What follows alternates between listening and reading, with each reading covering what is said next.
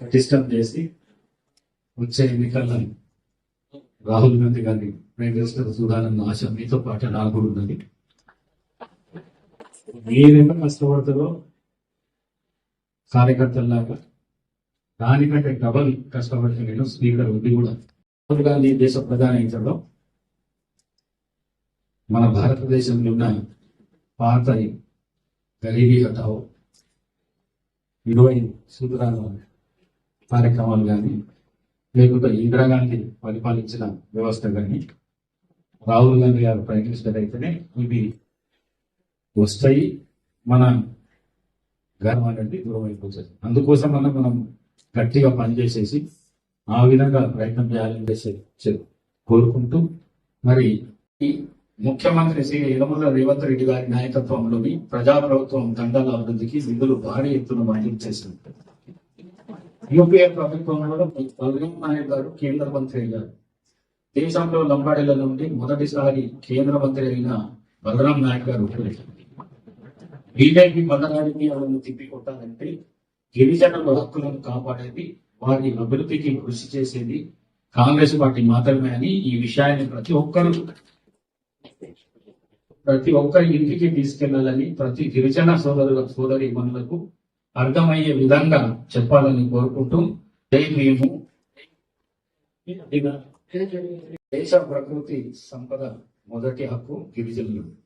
ఇందిరాగాంధీ నాయకత్వంలోని కాంగ్రెస్ పార్టీ ప్రభుత్వం జమీందారీ వ్యవస్థ రద్దు చేసి ల్యాండ్ స్టీలింగ్ యాక్ట్ తీసుకురావడంతో గిరిజనులకు భూములపై హక్కులు వచ్చాయి.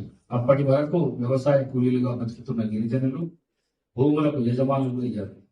నాడు ఉమ్మడి ఆంధ్రప్రదేశ్లో సుమారు 25 లక్షల ఎకరాల భూములను దళితులకు, గిరిజనులకు పంచి వాటిపై హక్కులు ఇవ్వబడ్డాయి.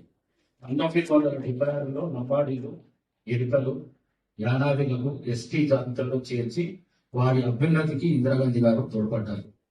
యూపీఏ ప్రభుత్వం 2005లో తీసుకువచ్చిన నూతన అటవీ శాఖ చట్టం అత్యధిక లబ్ధి పొందింది గిరిజనులు. 2007లో ఈ చట్టం అమలుకు వచ్చింది. తద్వారా లక్షలాది మంది గిరిజనులకు తాము సాగు చేసుకుంటున్న అటవీ పోడు భూములపై అటవీ పట్టాలు వచ్చాయి. ఇదంతా కాంగ్రెస్ పార్టీ చదివి ఈ ఏడాది బడ్జెట్లో గిరిజనులకు అభివృద్ధి కోసం 17,167 కోట్లు కేటాయింపు జరిగింది. రాజ్యోగ రైకాన్ ద్వారా నిరుద్యోగ గిరిజన యువకులకు ఉపాధి కల్పించడానికి ఈ ఒక్క ఏడాదికే 1,360 కోట్లు కేటాయించబడ్డాయి.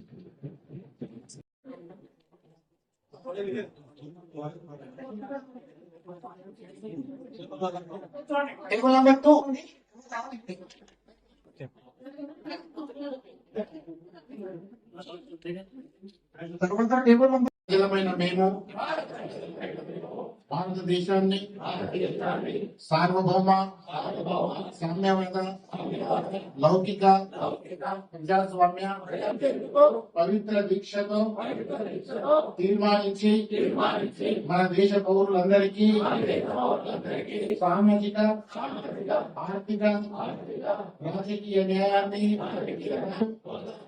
అవకాశాలను, సమానత్వాన్ని సాధించేందుకు వ్యక్తి గౌరవాన్ని, జాతి ఐక్యతను కల్పించే సౌభ్రతత్వాన్ని పెంపొందించాలని మన నవంబర్ 26న తేదీన ఈ రాజ్యాంగాన్ని స్వీకరించి, శాసనీకరించి, ఆమోదించి పవిత్రమైంది.